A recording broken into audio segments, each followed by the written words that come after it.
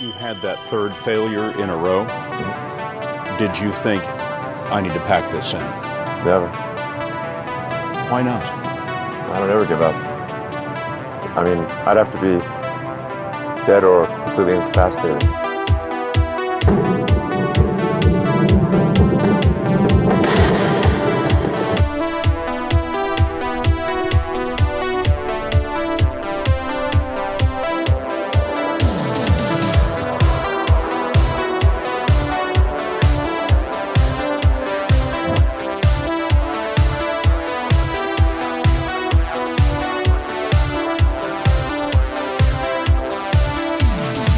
There are American heroes who don't like this idea. Neil Armstrong, Gene Cernan have both testified against commercial spaceflight in the way that you're developing it, and I wonder what you think of that. I was very sad to see that, because those guys are, those guys are heroes of mine, so it's really tough. I wish they would come and visit and see the hardware that we're doing here. And I think that would change their mind. They inspired you to do this, didn't they? Yes. And to see them casting stones in your direction. It's difficult.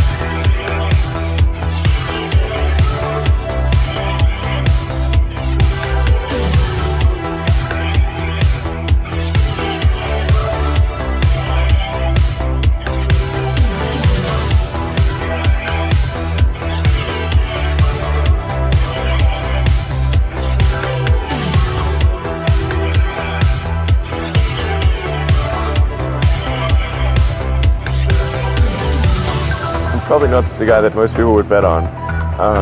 Who wins? It's like a little kid fighting a bunch of sumo wrestlers. Usually the sumo wrestlers win. We're a little scrappy company. Every now and again, a little scrappy company wins. And I think this will be one of them.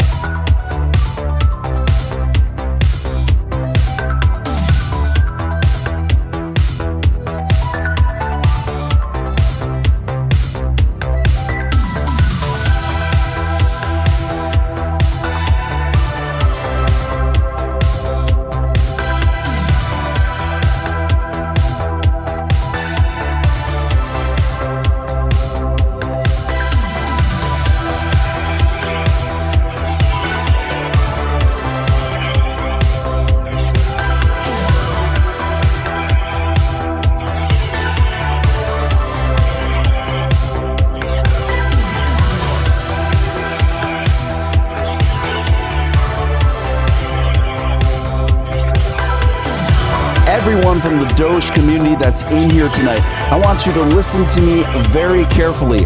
Right at this moment, I want you to stop what you're doing. Even anything else you might be doing, we'll have in the stream. And I want you to look. I want you to look at that computer screen monitor or that TV screen in front of you with that thumbnail art and my voice coming through to you right now. And I want you to understand one big, simple, epic concept. We are going to win.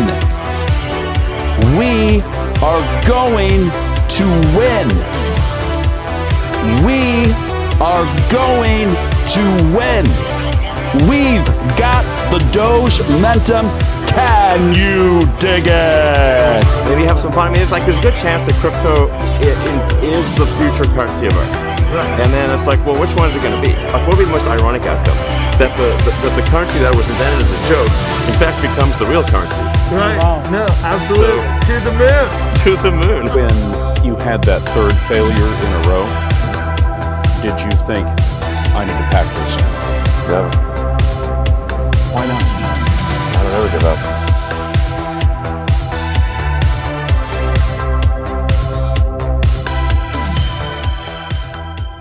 Hey, what's going on, guys? What's going on, guys? This is your man, Real Deal, Stephen Steele, coming to you live on Hump Day. Happy Hump Day. Happy Hump Evening.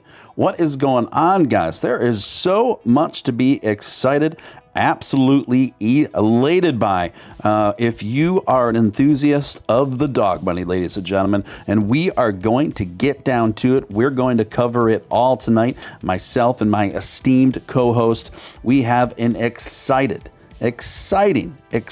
show lined up for you tonight. So strap yourselves in, get comfortable, whether it's through a cocktail or some tea or something in between, because we are gonna blast off and go for quite a ride. If you're new here, welcome. You're watching Stephen Steele Live. I am Stephen Steele.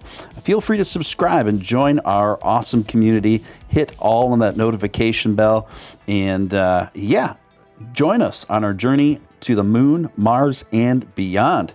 And also, if you feel compelled to super chat anywhere throughout the duration of this broadcast, that's obviously hugely appreciated, immensely helpful for all the time and efforts put in. Feel free to field whatever questions or comments you want in those, and we'll do our best to address those to the best of our capacity. Also, if you haven't hit that like button, if I could just ask you to take a moment to do that. Takes a split second of your time, doesn't cost you a dime. It's honestly the number one thing you can do to help out a channel like this. So if you could just smash that like button, that's really, really appreciated. Who do we got in the chat? We got Slay Blaze, we got Alan Schneider, we've got Low Roller, we've got TJ Braymiller, we got Zombie Doge Army, of course, Crypto Tankerl, the Swag Master, I see ya, 7-1, and who else? We got Dylan McDougal coming to us live from the Great Down Under. We got Scott Herforth, of course.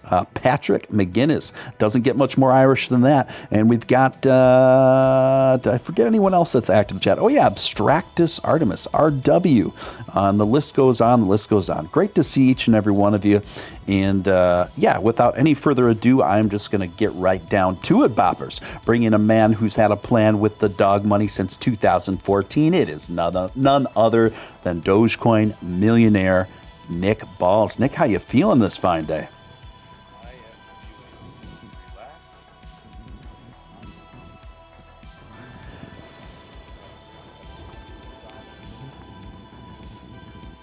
Nice, nice. And what kind of massage, dare I ask?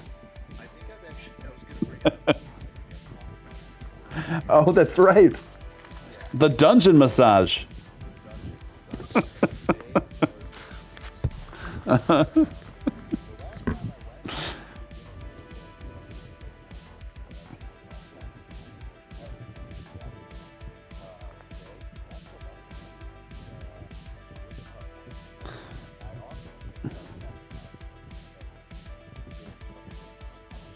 Uh-huh.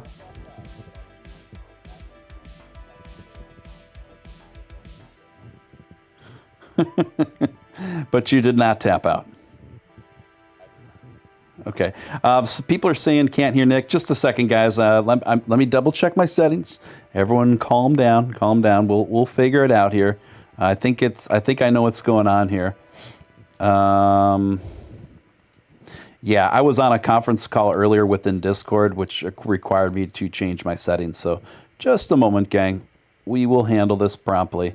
There we go. There we go. That should be good now. So as you were saying, if we could just rewind to when I first introduced you, just start from scratch to when I first introduced you. So I went to the dungeon today, which I think I have talked about this on the air before. And today was definitely one for the record books. He really put the screws to me. And I've had, over the past since the summer started, I've had some hip and knee issues going on. Yeah. So I had that drilled out today. It was bad, man. You know what? And I missed a gym session today to go there. But it's almost like if you go to see this guy, it's almost as good as going to the gym. Yeah. To the casual listener, if a man says he goes and is going to get a massage in the dungeon, it really sounds rather provocative. But this guy, from what you've told me, he specializes in like hardcore massages for big time athletes and bodybuilders and things like that. It's the kind that really stimulates a lot of healthy, probably muscle tissue regeneration, a lot of healthy circulation. So he just goes hardcore and just gets in there, right? He is also the former bass player for Jefferson Starship. That to me, I feel like an entirely separate like mini documentary could be made just on that guy. We have conversations I learned something new today, actually. and what's that? So one of their backup singers who has been with the band for the past 20 years was actually just kicked out of the band by, I can't remember the dude's name, the main guy from Jefferson. So he's 71 years old. And she got kicked out of the band because she wouldn't get the poke. And what? She got kicked out of the band for that? They kicked her out? They kicked her out. Well, he kicked her out because he controls it. But she can't. So this lady has like lupus or something. She has some sort of disease that is it's suggested that you probably, if you could avoid not doing it, you should. Her doctors are like, you probably shouldn't, as it could interfere with other things. He didn't care, and what I came to find out was that in 1985, it might have been 88 when they were recording that album. The big one. Yeah. They we built this city. Yes, yeah. That was that. The producer, he had the weirdest name. I can't believe I forgot it. It was so freaking strange. It was like algae something. It was something weird. I think algae was in the name, but the producer who produced it. It wasn't Al Green. It was algae. Yeah, it was algae something. I can't remember. Okay, proceed. He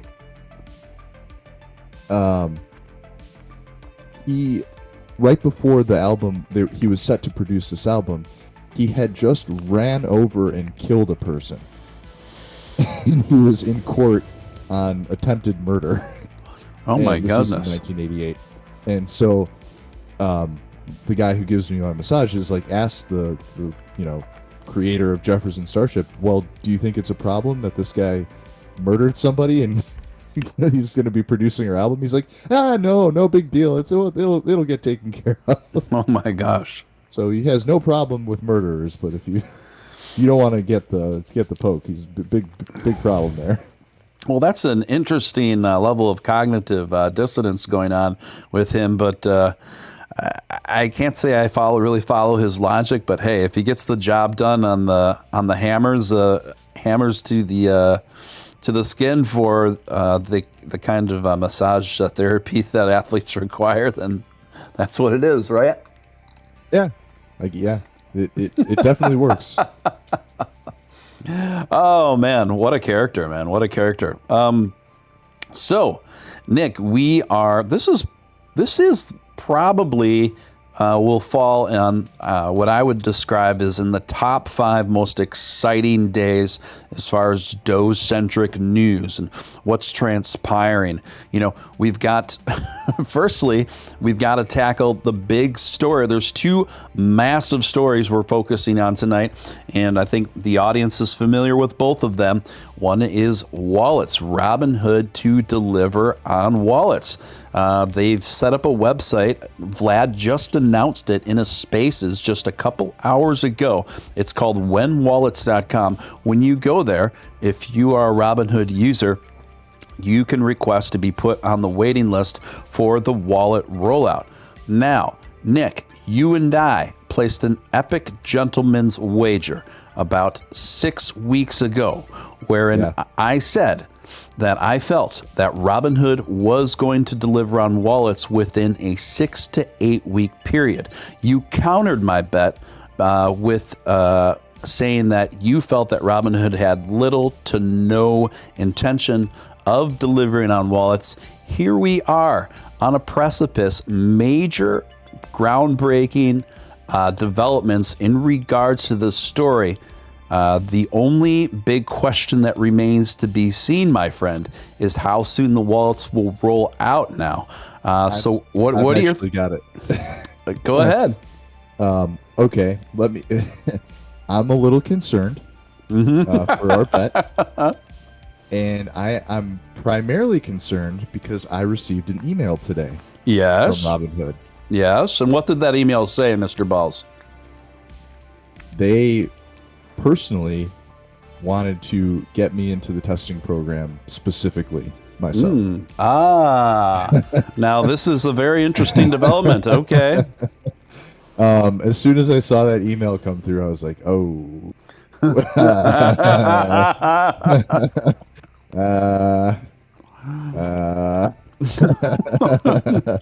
Yes. So, I think they know.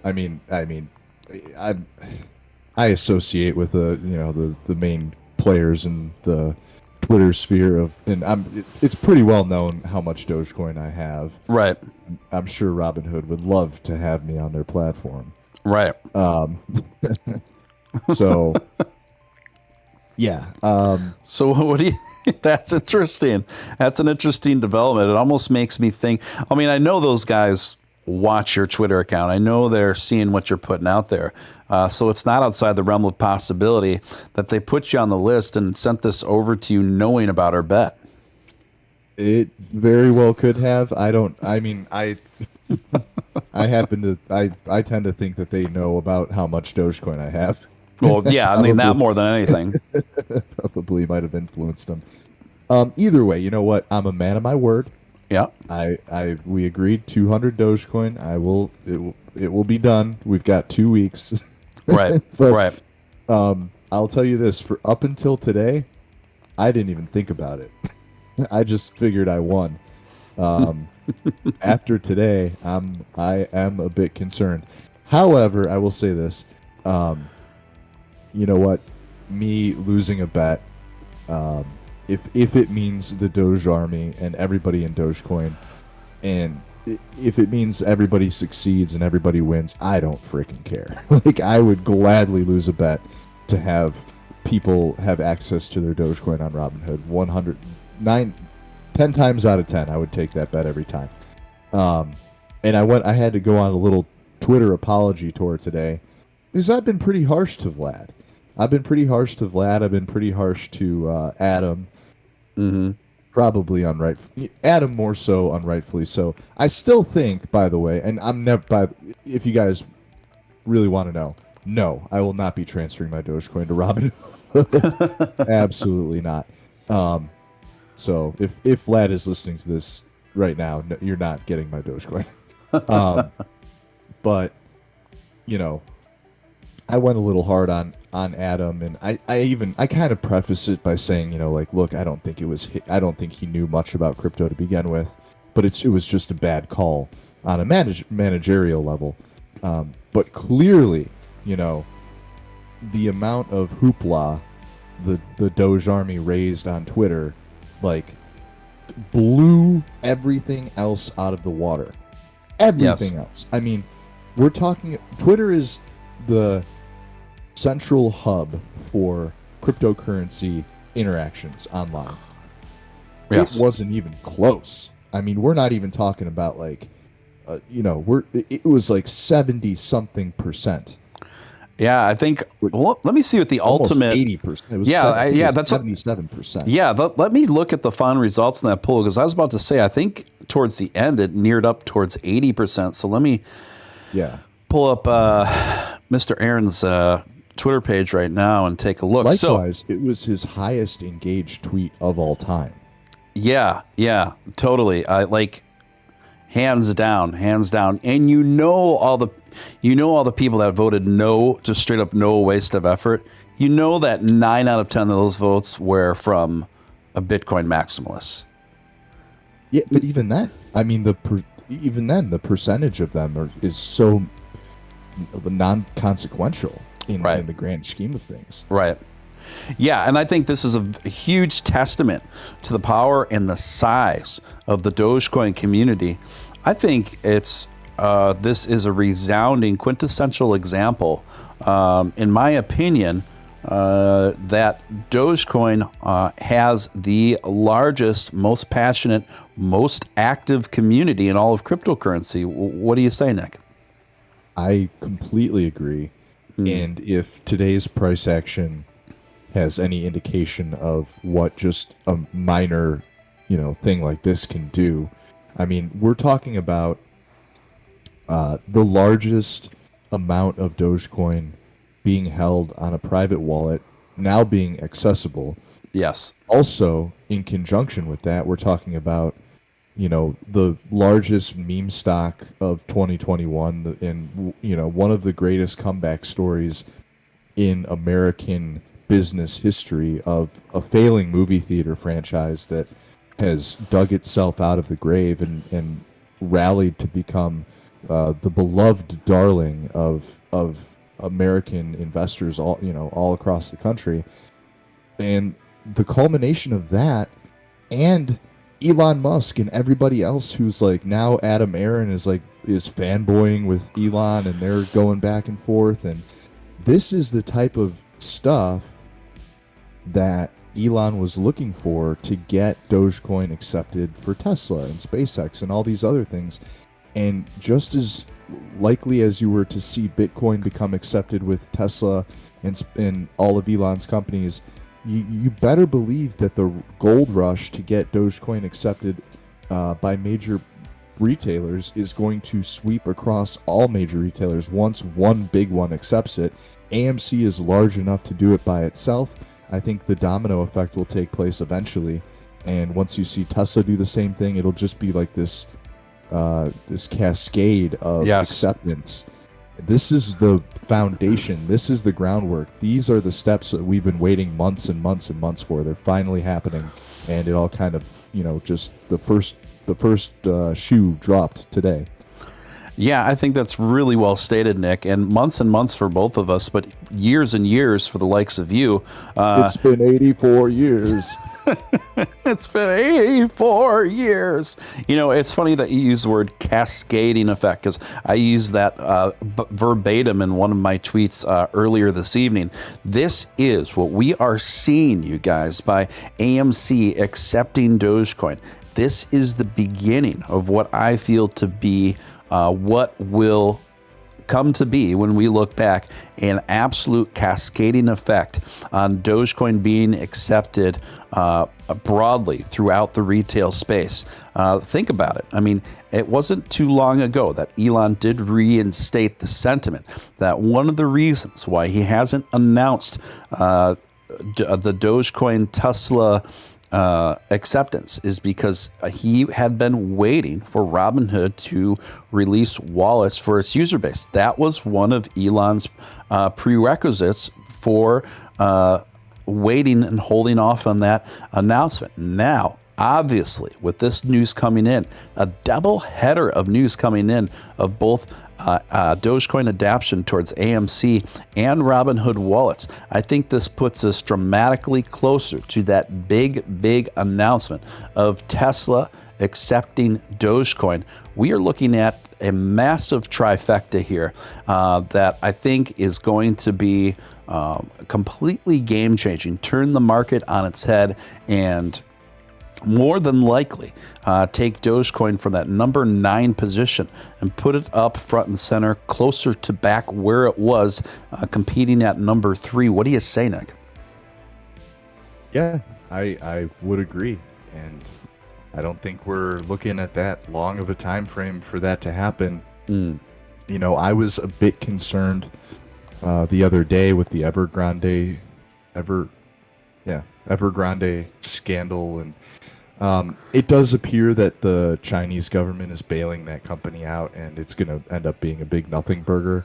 There were, some other factors that kind of held the economy at hostage, but it seems like the stock market is rebounding pretty nicely too. These are all kind of like the major setup factors that I'd be looking for to resume, as it were, the bull run into October, November, and December. And if that is the case, this would be the time that, the groundwork to get Dogecoin mass adoption, rolling. That is what's going on right now. I really do think that. Yeah, I think so too. And I just keep coming back to the visual of that word that it implies, cascading. I think that is perfectly said. I think that what we are seeing is the beginning of a cascading, a beginning of an absolute avalanche in adoption for Dogecoin throughout the retail space. I'm just absolutely elated and excited that both of these things came together, because these are recurring themes. These are recurring issues that both you and I have been taking to the mat night after night on the show, day after day on social media for a long time. And to see them both finally kind of coalesce are in the same kind of time frame, it's just like watching a beautiful symphony just kind of come together in favor of Dogecoin. Mr. X finally coming through. First Super Chat of the night. Appreciate that, Mr. X. $5 Super Chat. Let's just start. I think jumpstart probably maybe what you said. Jumpstart these supers. Great day for Dogecoin. Thanks for all your work, guys. You're very welcome, Mr. X, and great to see you in the mix. And thank you for that. Thank you for the super chat. So what do you say? I mean, AMC. This isn't like with all due respect to Slim Jim, this is something of much greater magnitude than that, as far as its market cap, size, scope, and influence. this is huge. And also we're talking about AMC, which is the most popular kind of go-to company when Americans think about going to movies. This is a solid institution of our lifestyles, and so by them accepting Dogecoin, not only accepting Dogecoin, but accepting it to the elation that far outpaces all the other cryptocurrencies that they announced that they'll accept. With the CEO, Mr. Aaron, he seemed a bit late to the party, but once he arrived, I think he seems to be absolutely shocked by the amount of enthusiasm. He just wasn't aware of it, seemingly. The market cap of AMC is almost 21 billion currently. What do you say, Nick? What do you say about? Because it seemed like, we've been in the ear of trying to get in the ear of AMC and the CEO for quite some time, but it only seems over this last week that it's the reality of how massive the Dogecoin community is just dawning on them now. What do you say about that? I truly believe that he was kind of oblivious to what's really going, as most people in his age bracket are. I think he was just kind of oblivious to what was going on in crypto. Yeah. I don't fault the guy for that, by the way.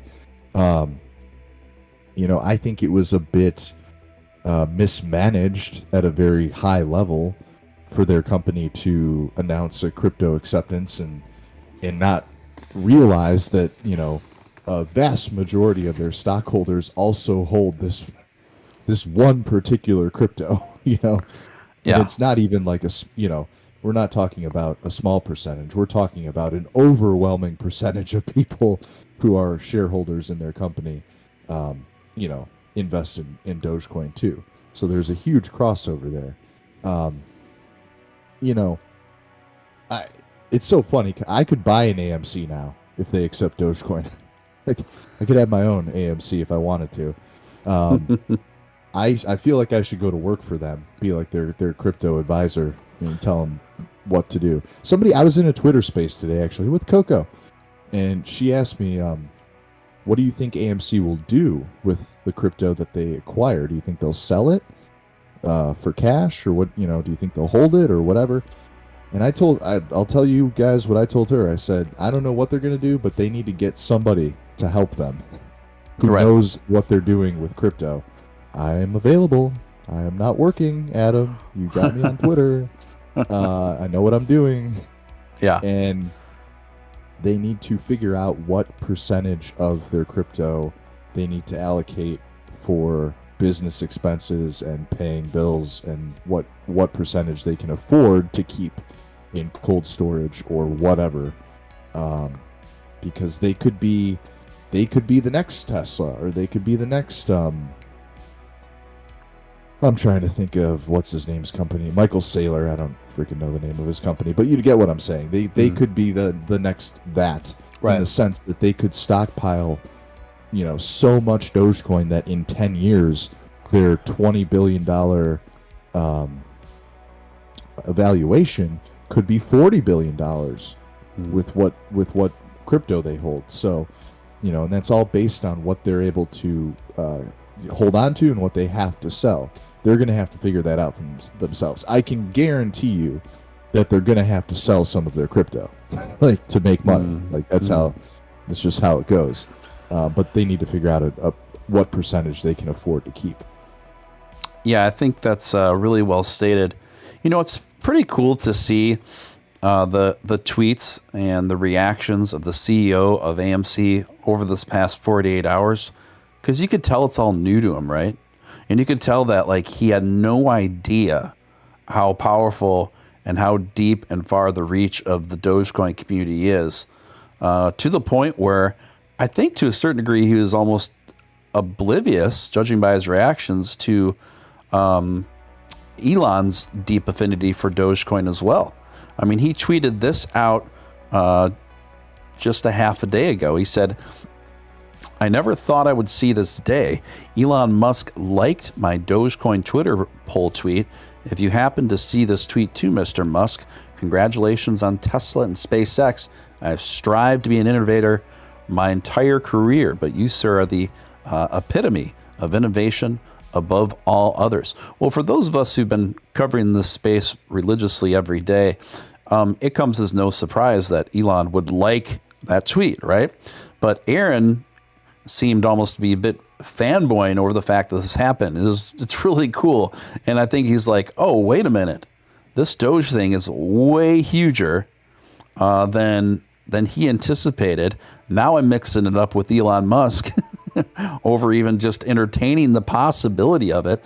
I think at this juncture, Nick, the addition of Dogecoin to AMC is pretty much a foregone conclusion. Now, just an hour after he tweeted this, the CEO of AMC put this out.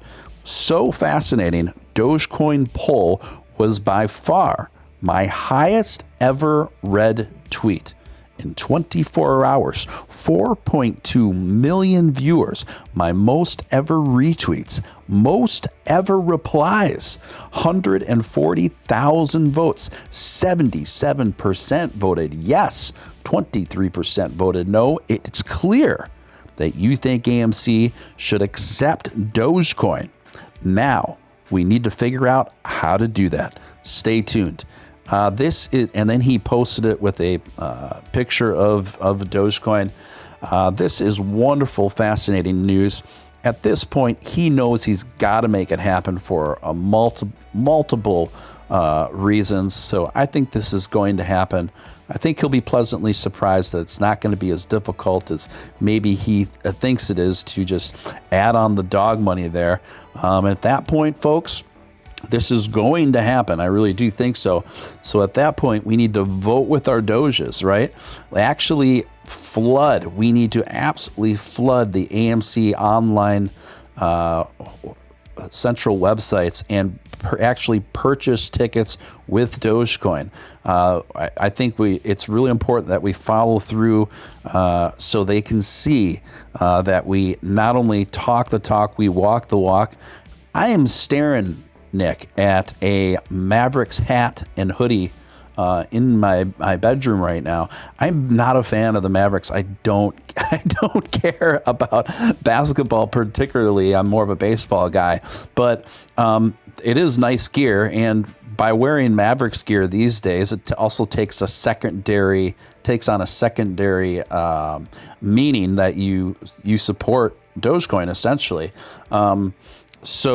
Movies, we all love to go to movies, so it's not going to be that hard, I think, to convince people to buy movie tickets. So let's put it into action. Your thoughts on all that, Nick?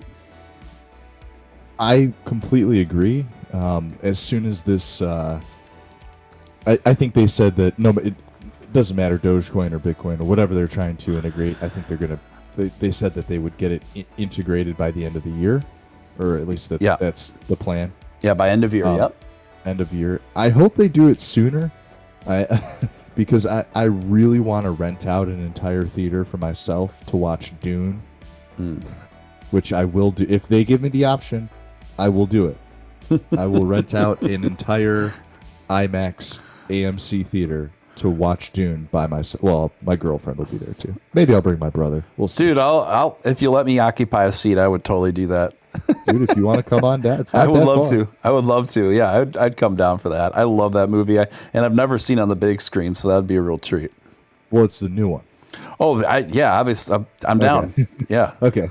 I think I've seen the old one myself. I think it's unwatchable, but it is hilarious, and it's a David Lynch classic. But yeah, I will do that if they let me rent out an entire theater to watch Dune. I will 100% do it. I'm gonna be at the premiere anyway, so whatever. I'd just do it for myself, but yeah, I think it's a great move, and I feel like Adam was in a place where I was back in 2014, where I felt like not that he had no engagement before, but he was. I went through his Twitter prior to all of this, and it was just kind of random stuff here and there, like charity stuff, and he had engagement, but not like nothing like this. It felt like me back in 2014 when I was tweeting about Dogecoin to no one. Literally, literally to no one. Audience of 0. If anyone would have read my tweets in 2014, you'd all be millionaires right now. It's true. It's true, though. So, I feel like Adam got into the Dogecoin community and really like boosted his perception of just the world as a whole.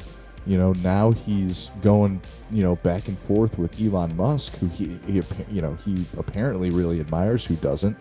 My girlfriend, she doesn't, but that's besides the point. But yeah, I mean, he's just opened up this entire sphere of not only good like interactions and we all like seeing the likes go up, and I had some pretty big tweets out today. I think Risky retweeted me a couple times, so that really helped. But now he's got this interaction like he's never had before, but also as a CEO that directly translates to dollars. What would you want to place a bet that the amount of people using crypto when they decide to accept crypto, what do you want to bet the numbers of the percentages on that poll are pretty close to what they actually receive in crypto? So what I mean is they've announced Bitcoin, Bitcoin Cash, Ethereum, Litecoin, and that, I think that was it. What do you want to bet that when they accept Dogecoin, 80% of their sales is in Dogecoin? I can almost guarantee it. Right. Yeah, I think so too. I think 80% is probably about the margin that they're going to see. And you guys, this is a time to really show up and make our voices and our dog money heard. I mean, this is the time to do it, because the whole world's going to be watching the quarterly reports on those first initial AMC ratio earnings on the crypto. This is the greatest experiment in terms of a retail space. We haven't really seen the crypto experiment demonstrated with an opportunity for proof of concept on this level to this level before. So it is time.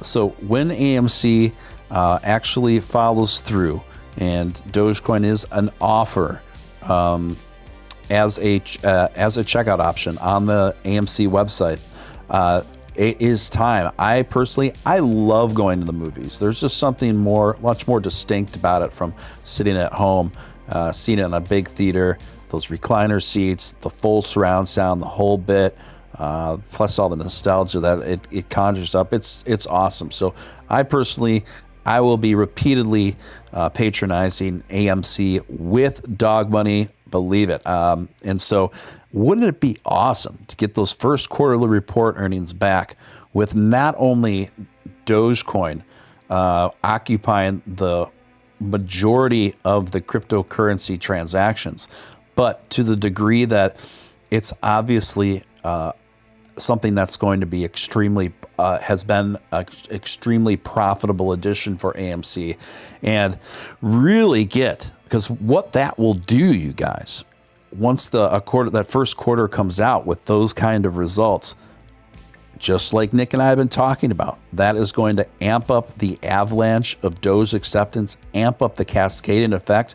What large companies are going to want to be left out and of that opportunity of leaving that money on the table? They're not going to do it. They're going to want to jump in. They're going to want to see how they can too. Large companies can become adapted to Dogecoin acceptance. And Reptile coming in with a $10 super chat. Haven't seen you in a while. Good to see you back in the fold. Good to see you back in the mix, Erectile. And thank you for the super chat. I've been busy moving lately, but I missed y'all so much. Now I'm here. It feels great to be back in the mix. It's great to have you in the mix, back in the mix, my friend. Fact: a duck's quack doesn't echo. Yeah, I guess that one's a bit more unsurprising me. A duck's quack doesn't echo. Wait, that is kind of interesting. It kind of it reminds me of like, a vampire can't see its reflection in the mirror. A duck's quack doesn't echo. Maybe ducks are, maybe they're actually mythological creatures. I wonder what the scientific reasoning behind that is. Have you ever heard of the Kalahari Resort?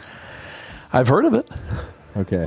I went there when I was much younger. I went there I used to go on all these trips with like a group of my friends from high school.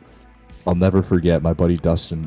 We were, we actually rented out one of their like bungalows there where you can like you can hold like 30 people in this thing. Mm-hmm. And we were walking down the main hall, and it's like this. It looks like something from The Shining. Like it's like just this really long hall, and on it just like either side it's just mirrors. And I'll never forget, my buddy Dustin looks at me and he's like, does anybody notice Nick's reflection isn't showing up in any of these mirrors? I was like, it was a good time. We went to the Ho Chunk Casino up there. I paid for my whole vacation gambling on poker.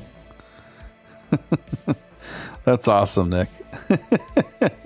Kalahari. It reminds me of calamari. Are you a fan of calamari, Nick? Oh, actually, funny story. I tried to order calamari when I went to go see Tim Dillon, and they didn't have any. It was on the menu, but they didn't have any. And the first thing he said when he got up on stage was like, "Screw this place! They don't have any calamari." No way! And I was like, "Hell yeah!" What? Wow! Isn't that ironic? I mean, yeah, it was hilarious. Wow, man! I mean, the odds of that. Right after you got lamenting over the lack of calamari. That was like that's how he opened his set. That is how he opened his set, and I had to get chicken tenders instead. Damn it. Oh man. Oh, that's hilarious, man.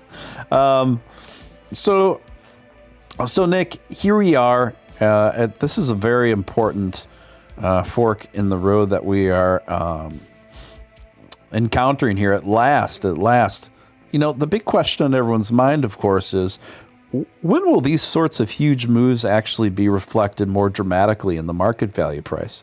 I mean, right now we are looking at Dogecoin at about 22.5 cents, but it's all contextual. Dogecoin also is up about 10% over the day. But it's still down, even at that, almost 8% for the last week. And of course, over the last month, we are seeing it almost at a 30% deficit compared to what it was before that. Now, these downturns aren't specific to Dogecoin, of course. But, that being said, Dogecoin is up more dramatically than almost every top 10 crypto today, with the exception of XRP and Solana. When can Doge enthusiasts expect to see some significant market value jumps as a consequence of these things we're talking about? Wallets. As soon as wallets are available, to be honest with you. Yeah. I mean, I'm not gonna lie. That is the biggest factor. Once wallets become available, I can't remember what the I don't know what it's at right now. I'll take a look. I just looked at it yesterday. I should know this.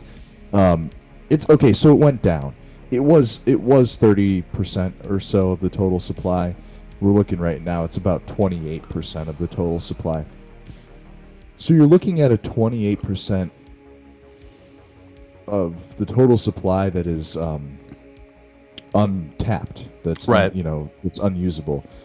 Once that becomes unlocked, and not only will that 28% be available and used instead of just sitting there being traded on price, that will also create an enormous supply shock, because now all of a sudden these people who, again, and here's the other thing, we don't know, right? I've talked about this before. We don't know if Robinhood even has enough crypto to satisfy their customers. Obviously, we would hope that would be the case, and we would hope that they have more than enough to satisfy their customer needs. But there's no guarantee of that. And there's nothing that is legally requiring them to do that. They could be in a sticky spot when wallet time comes and they need to get everybody their crypto. They might have to do it again in a cascading manner. Hence why they're sending direct message. They're freaking Vlad's in my DMs right now, asking me the platform first. Yeah, I wonder why. So that just makes me think even more that the supply shock that is going to hit Dogecoin is going to be like no other supply shock that we've seen in crypto history before or since. And it's, the same people that were saying, oh, Dogecoin is so concentrated, 30% of the supply is owned by one wallet. These are the same people that are going to be like, oh shit, we screwed up. Like, we should have actually looked into what the hell we were talking about before we made some erroneous statements, because the supply shock that will hit Dogecoin when wallets get announced will be a tsunami that will hit crypto like none other before it. And this is the stuff that's going to make Dogecoin go to $2, $2.50. This is the kind of stuff that's going to make that happen. And it's all based upon when Robinhood decides to let their users actually use their Dogecoin. And you know what? As Elon said, what could this cause in the short term? Yeah, there could be, because of all this movement, there could be an initial dip. But in the long term, this is like the most bullish thing you could ever have happen to a crypto that's been historically suppressed since the very beginning. So we are breaking the chains and we are winning. Wow, a lot to chew on there, Nick. Definitely some epic statements in there. So, to be clear, you are saying that by Robinhood releasing and providing wallets to its user base, that this is more than likely going to be a primary catalyst that, over a period of time, could prompt Dogecoin to reach heights of $2. Yeah, well over $2. I mean, wow. I see up to, my price target, as many people know, is $1.81. I will be selling for all of those people who hate that I say the S word. Guess what, bitches? I'm gonna sell 1 million coins at $1.81. Fight me. I don't care what you say. Like, it's almost $2 million. I'm not saying no to that. Yeah. But I firmly believe that $1.81 is that it is a price target that we are looking at in the short term. That's the Fibonacci 1.618 level, which is not in the bull run that we're in, and the way that Dogecoin has historically moved. This is not unheard of. I'm scrolling out of my trading view window right now just to confirm. Mm-hmm. It's the 1618 level. It's $1.81.74 to be precise. Mm. This is only, I'll do the measurement right now, live, if I can find the green bar. Here we go. We are that's about 700% away from where we are now. We have moved 500, 600, 700% in a day before. So this is not that insane to say that we could do that again in the same year. In years going forward, with mass adoption, with crypto becoming, more easily accessed by people, and obviously accepted by large companies, AMC, Tesla, all this kind of stuff. Yes. Then we can start to see those $2, $2.50, $3. This is stuff to look forward to. Maybe in the next 3 to 4 to 5 years, whenever the cycle ends and we hit the next cycle. Could be shorter than the last time, could be a little bit longer. Yeah. Typically it's a year between. But this is just short-term predictions that I'm looking at. Right. This is, what you're talking about here, Nick, can't be stated enough. And I hope each one of our listeners here tonight are really absorbing the impact of what you're saying here, the gravity, rather, of what you're saying here. Because, guys, Nick has been a holder of Dogecoin since 2014. He's been through it all in terms of what you can be through as an investor of Dogecoin. Now, if he's telling you that after all this time, the scope of the potential and the timeline of that sort of potential and what it's been pending on this whole time is starting to come into fruition in real time right in front of us right now, I would take those words pretty seriously, personally.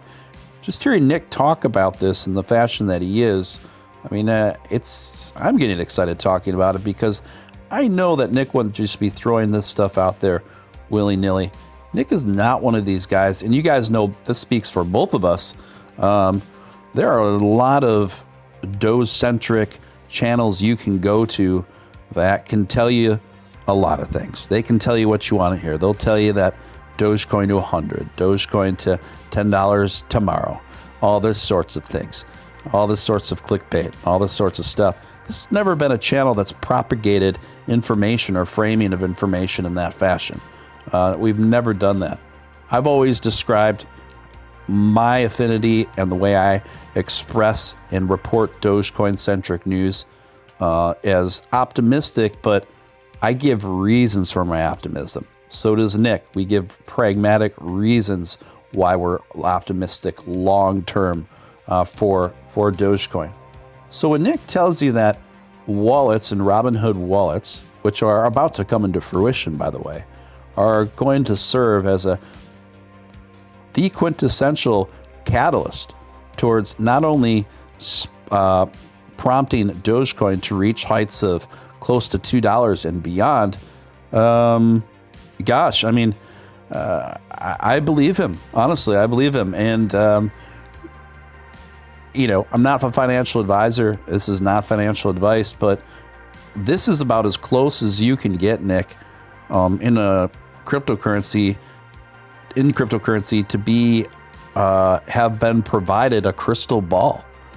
Here we have what I would describe as an ideal accumulation period up against what we know is going to come to pass for Dogecoin in the very near future. We know these epic things are in store for Dogecoin in the very near future now. So we have the investors right now have the advantage of knowing these epic things that are coming to pass while having the opportunity for a very advantageous accumulation phase. Yet, your thoughts? I agree, and I think that we do a far better job than most. I'm not going to name names, but we all know. We're even friends with some YouTubers who, post wild, like Dogecoin to $10, stuff like this. I mean, I got to work on my open mouth surprise look. Oh, dude, you'd be killing it, man. Think about it. You'd be raking the views in. But no, I think we do a pretty good job of keeping it pretty reasonable.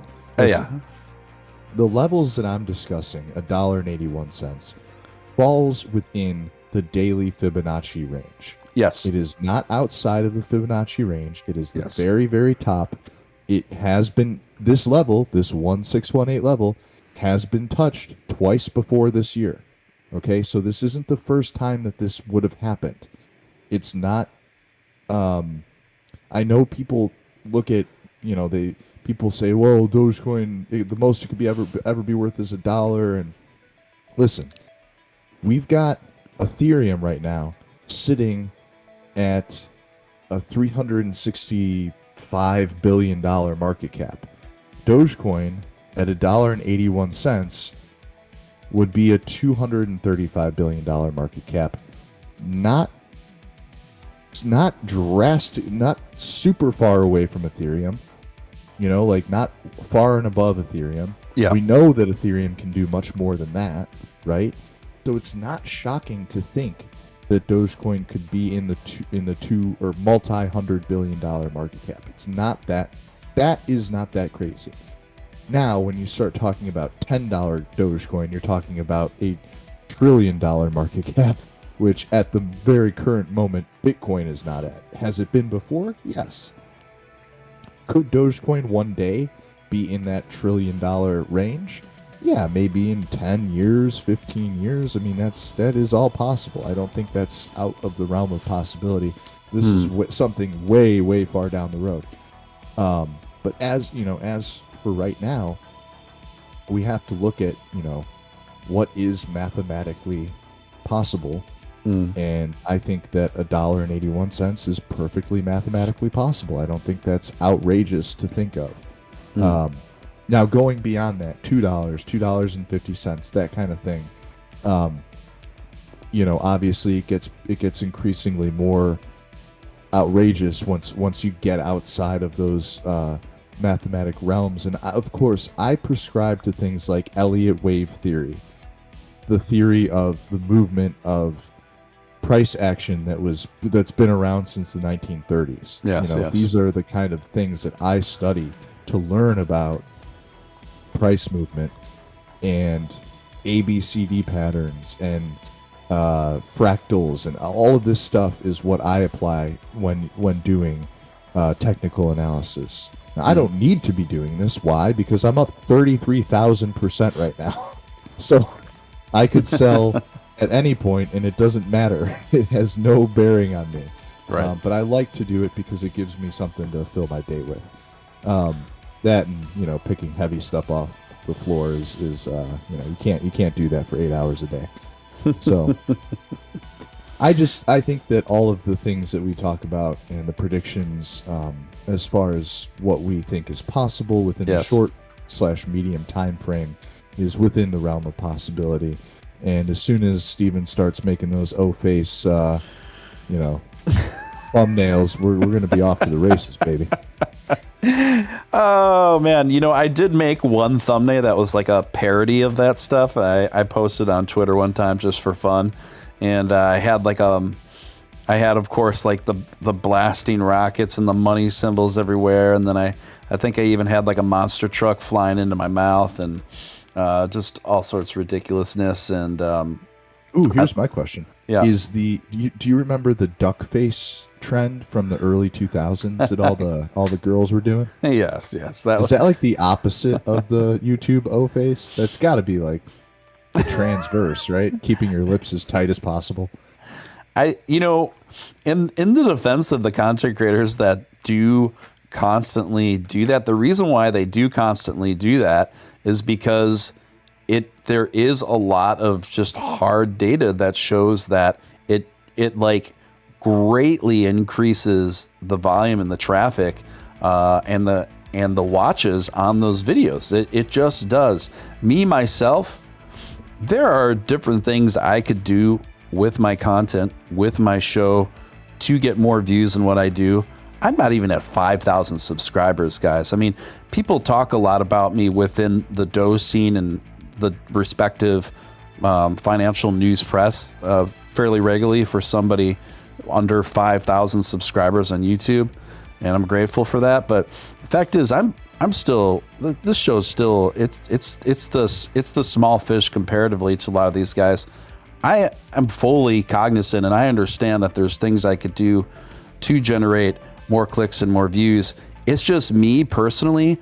I have such a strong vision for what's important to me, both aesthetically and content-wise, that I don't care. Like, I couldn't personally see myself doing big wow surprise faces every day without, unless I was doing like a parody, unless it was like, but I just can't bring myself to it. I can't bring myself to it. I can't do it, man.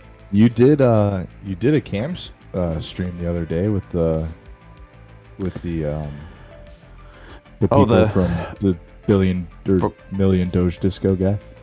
Oh yeah, that's what I'm talking. I'm not talking about that. Like I actually, and I was going to talk about this with you, Nick, too, because I would like to start incorporating you and I doing some some video live streams here and there, interspersing it with the podcast format we typically do, like tonight.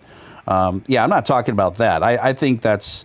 I'm just talking about the titles. I know. The faces, that kind of stuff. But yeah, you and I definitely should be. That is one of the things I wanted to talk to you about. So yeah, in the future, guys, Nick and I are going to do a few of these live streams with us on camera, kind of mixed in with the typical format. So I used to do before you got rolling. I was doing strictly cam stuff with Jerry Fermetta and Papa Upshot. I think I was only on cam with Papa Upshot's channel. I don't think he ever did only strictly audio. How did I get on more of those zealots naughty lists than you? When you logged way more airtime with Upshot than I did. Oh yeah, I probably logged the most airtime with Upshot out of everyone. I don't know. It's just like the double standards with like the crypto maxi zealots are just. Crypto Batman was there too, guys. He was there too. Put Crypto Batman on a list. He wants to be on the list. Crypto Batman's like, I'm pissed. Like, you guys are on the naughty list, and I'm always left out. Crypto Batman's like, I put out a video on a BSC that dropped 2,000% the other day. No one's talking about me. What do I have to do? Yeah. Oh my gosh. Yeah. I think eventually they will come from. They come for everyone. They eat their own. They eat each other. It's just this kind of mentality of purity spiraling to the point of sheer absurdity and beyond it. I got the Nick Ballz army, apparently. Yeah, I read those. Yeah, posts, you do. And it's like it is like if someone mentions my name, they fucking my people come out of the fucking woodwork to like get my back. I love it. I think it's hilarious. People that I didn't even think would show up who would show up and show out to defend the honor of Ballz. But by the way, guys, I really appreciate it. I appreciate it whenever people do the same for me as well, and it's one of these things where it's just interesting, isn't it? When you see like people that just slander you and say stuff about you like that, it's like as a content creator or whatever. It's interesting if you actually try to get in a conversation with all these people, which I don't recommend, by the way. But in the event that you decide to engage once in a while, it's like, well, what do you think I did, and who do you think that I am, right? Yeah. And then the crazy part for me is I've been in the community for the absolute longest out of all of these people. Yeah. And you can read the profile and it's like user whatever 5971 created their profile in March of 2021. It's like, oh, I go figure. They created it in March, huh? I wonder why. And then you've got me like with pinned tweets from 2014 asking Coinbase to accept Dogecoin. Yeah, it's like I'm the bad guy. Yeah, that's me. Right. Yeah, I'm the guy who's been in crypto for almost a decade. Yeah. Yeah. Dude. Yeah, I know I've seen that, and it's kind of funny because it's like it's actually it is funny because I mean you talk to people like that, and the things that they think about you are either complete and total fabrications, or they're completely purposely misconstrued and taken way out of context. It's always one of the two, right? Yeah, 100%. It's always one of the two, and then I've actually had, a few times where I've indulged people like this, and then I actually I ask them what they think about me, and then I explain what the reality is, and they usually just don't even respond after that. It's like, oh, like that wasn't nearly as salacious as they thought it was. The truth was a lot more honest and dull than they wanted to believe, or they were told to believe. Steele, how did you and Nick become friends? How did we become friends, Nick? I think it was Upshot. Or no, it was Batman. We became friends from Batman because you were on Batman's show. And I can't remember if I was on right before you or I was on right after you. We might have even been on at the same time. I don't remember. But I remember finding out about you from Batman, and then I might have reached out to you, or you might have reached out to me. I don't know. It was definitely from Batman, though. I think so too. I think Batman was kind of the connector there because you were doing guest appearances on him, and then Crypto Batman actually was one of the first content creators to actually reach out to me when I was barking into my phone doing live streams on Twitter. I don't know if there's anyone in the chat right now that remembers in the interim when I broke off from the last channel that I was working with as a co-host sometimes, when I decided to do my own thing. Well, there was like an interim of about 6 weeks where I had to get all the right equipment. I had to learn how to do all this stuff.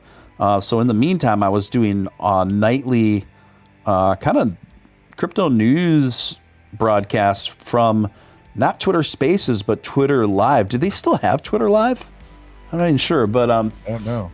Yeah, so they're like Twitter live streams, Twitter live audio streams. So I was doing it that way, and there was like a small but loyal group of people that would tune into me every night there. Anyway, there was one night where Crypto Batman I noticed he was one of the people listening, and then he asked to be a speaker, so I patched him through, and like we just ended up having an awesome conversation for about an hour and a half long, and he was like, I love your vibe, I love what you're doing, like it's like a new angle on this, it's really welcome. And he was super supportive of me right out of the gate. I'll never forget that because, like, you know, Crypto Batman's he's a lot bigger than I am in terms of reach. He's got what, 60,000 subs or whatever. So for him to step out like that, you know, it really meant a lot. And so I've been friends with Crypto Batman ever since. And so shortly after that, Nick, I was invited to be a guest on his show a couple times, and that's where I met you. Yes, that's where I met you, was through Crypto Batman. And I think, I don't know, did I like reach out to you and ask you to start coming on my show? I don't remember if I reached out to you or you reached out to me. I honestly, I don't remember. It would be interesting to go through all our DMs and scroll all the way back to the beginning. Oh, God. That would take a while, though. It would take a while. I did that with my girlfriend the other day because we actually started. So she messaged me on Facebook. That's how we met.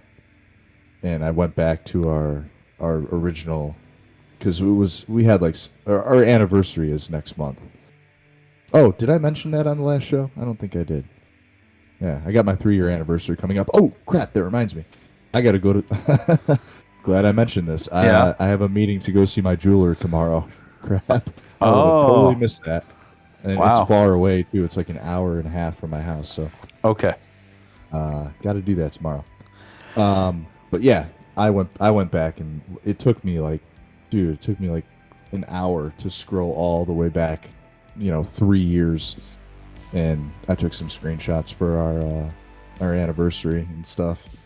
But yeah, it'd be funny to go back and see what actually happened, and it just goes to show you, like, dude, I stopped smoking the devil's lettuce like 10 years ago. Yeah, and my memory is still like freaking terrible.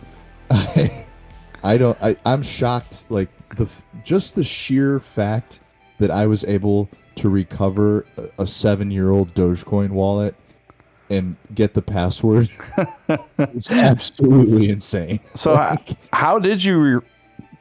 Where did you keep the password, Dick? What was? I will never forget this night.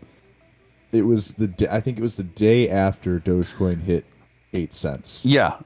So this would have been, I'll tell you, it was January, like either February 1st or January. It was right around there. February 1st, maybe.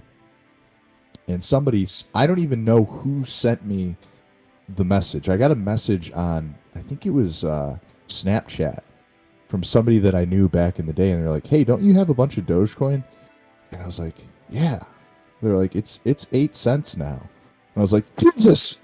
Like, I gotta figure this out. I'll never forget, I was eating Chipotle in my room. Oh, what a mistake that was. My stomach just was like, bro. I was like, oh no, the password, the wallet. So luckily I had the computer that it was on sitting right next to me. So I turned that on. That worked. I immediately got the wallet going. It was, 7 years behind, so it had to update. And now I'm thinking, where did I keep this password? I could visually see the I wrote it down on this little notepad, and I could see I could see in my mind what the notepad looked like.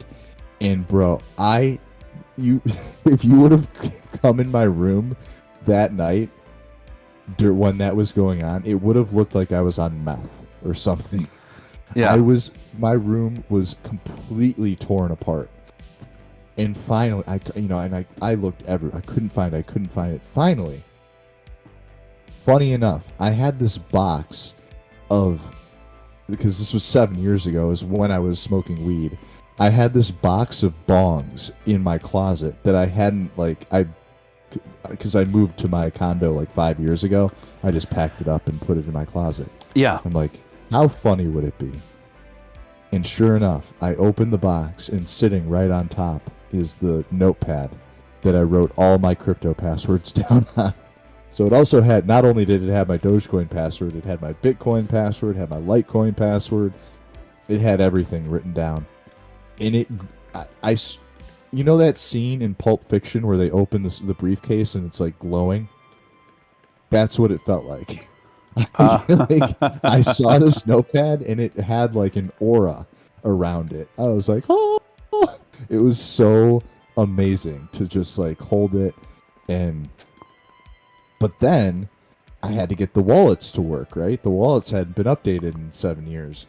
And, there's been forked, the chain is forked since then. And so I had to go on Reddit, thank God for Reddit. And I had to manually input code into my wallet. That was scary because you're trusting someone else's code to work and not steal all your shit. So I had my cousin come over to this was so funny, dude. So I have two computers next to one another, and he sat down at my main computer and read me the instructions like we were starting a freaking nuke. He would read me line 1 ampersand equals wallet access equals I would be line 1 ampersand equals wallet access equals. So I was copying everything that he said. It was so funny how the process in which we actually got the wallet up and running. Right. But we did it. We got it working. Yeah, we got it. You got it working. I mean, I'm thankful. I'm thankful for you. I'm sure you are too. I mean, that Me was too, because I got fired 2 weeks later. Did you really? And why did you get fired? For being a millionaire. You got fired for being a millionaire? Yeah, my boss hated it. He was pissed. He did not like that at all. Oh my goodness. The funny part, I was a good employee and I had a huge book of business. I think they just wanted to steal my customers and they just wanted me gone. And it was so funny because in any normal situation or circumstance, I would be livid at the fact that I was getting fired because I've never been fired. And I was like, whatever. Okay, cool. They actually gave me a month's pay. I got a whole bunch of, they let me go on. It was on, It wasn't on great terms, but it was on okay terms. And I was like, you know what? I don't need to worry about money for the rest of my life. So, whatever. I was totally cool with it. It was it was such a freaking weird situation. Well, I mean, did they give you a reason why they fired you, Nick? Yes. So the company that I worked for, I worked out of state. Okay. So they were based out of another state. And the reason for firing me was because they were getting rid of all I'm sorry, I should back up.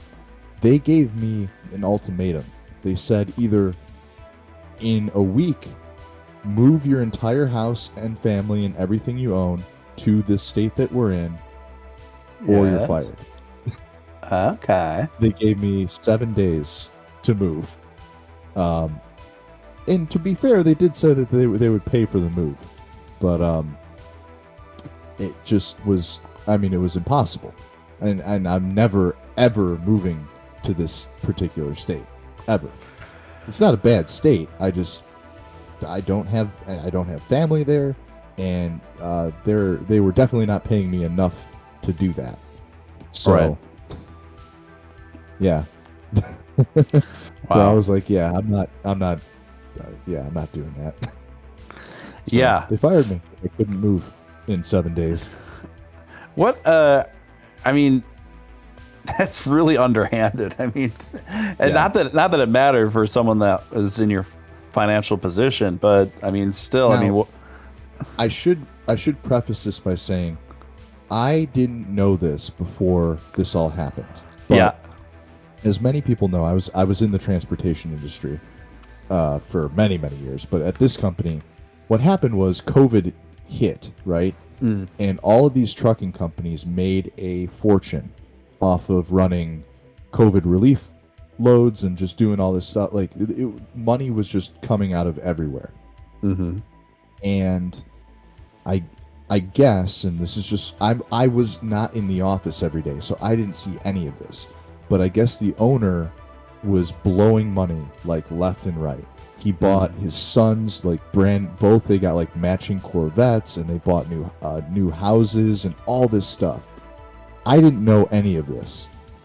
So there was some kind of like weird jealousy thing going on that I was not privy to, because I guess they just blew a ton of cash and like didn't account for it or whatever. I have no idea. Yeah. But I was not aware of any of this. And in fact, the owner, who's the guy who fired me, I hung out with his family. Like his son was my boss. From all things that I noticed, they were like very good people. So I don't know what happened, but it was weird. It was awkward. I don't care. I am a multimillionaire now. Don't give a crap. But I wish them all the best in their trucking business. Yeah, whatever. Doesn't matter to me. That's what a story, man. What a story. I mean, how stressed out could you possibly be knowing in a position that you're in at that point anyway? So it's like whatever. Yeah. Well, Nick, why don't we wind this one down? Guys, thanks. Good turnout tonight. Listen, though, nobody log off yet. Nobody close this window down yet, because I'm here to tell you that I am going to do a members-only stream back to back with this stream, okay? And there is so much that I didn't get to cover in tonight's episode that I'm going to deep dive on in the members only stream. I'll also let you guys know that the last members only stream that I had, I gave a tip for a particular new coin project. And those of you who took that tip are seeing rewards of about 5x since we last had that last membership stream. I will be so I'll be talking more in depth to that project. I also have huge news about Doge X, what's been going behind the scenes with the Doge X NFT project that I've been involved with. Big news there. So I'll be talking about that as well as some other news stories that I didn't get a chance to cover here on the main show. So how do you become a member? You guys, I'm going to shamelessly plug this because I honestly think it's a great deal for how much content that I put out for members only. It's only there's 3 tiers of membership, but you can get a membership for as little as just $4 a month. That unlocks all the members only content. And there you have it. So if you're not already a member, you can become a member by clicking the link at the top of the chat. It's easy breezy to do. Like I said, you can get a membership for as little as $4 a month. I will be starting that members only stream in about 20 minutes. Watch for the link on your notifications, or watch for the link. I'll post it on my Twitter page, and I will post it in the Steele Discord. I'll put it on all of those. So there we have it, guys. Nick, this was awesome. Thank you so much for coming out. This was a fantastic show, a very enriching show, a celebratory show, and plus we got even more hilarious backstory on your narrative there. So thanks again thanks for having me on. I hope that I lose the bet. Yes, we will see. I mean, it's not looking good for you. I got to be honest, Nick. I agree. I agree. All right, guys, thank you so much for joining us. Members, I will see you guys in about 20 minutes in the members only stream. So thanks again, guys. Nick, I'll talk to you soon, buddy. Everyone else, until next time, this is Steele and Nick Ballz signing out.